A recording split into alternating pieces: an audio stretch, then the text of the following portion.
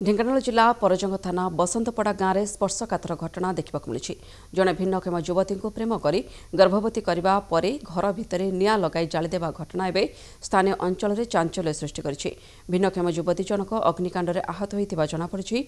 सूचना अनुसार आज को प्राय 20 दिन हो भिन्नक्षम युवती जनक बसंतपड़ा गाँवर सुब्रत साहू घर बारंडार स्त्रीर मान्यता बसी रही।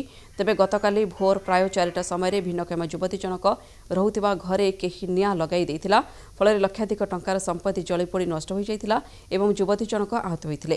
सेपटे सुब्रत परिवार लोके केही घरे रहु नथिबा जणापड़ी। तुरंत भिन्नक्षम युवती जनक न्याय देबा पई ग्रामवासी दाबी करछन्ति। सेपटे पुलिस घटनाटी को गुरुतर सहित नेबा सहित तदंत आरंभ करिछि।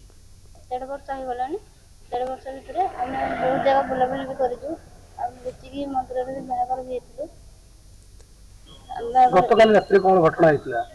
गतकाली रात्रि घटना मो ननद घर शक्ति समर काली दिन सारा मत देखुछन्ती एपटे बाइक रे जिबा से करछन्ती।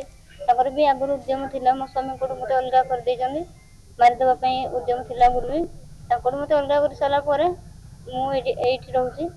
तापर ग्राम सभापति बसंतपड़ार आज राति प्राय 4:15 भितर मु खबर पाइली कि गाँव गोटे जिनिस घर निआं लग जाऊँ।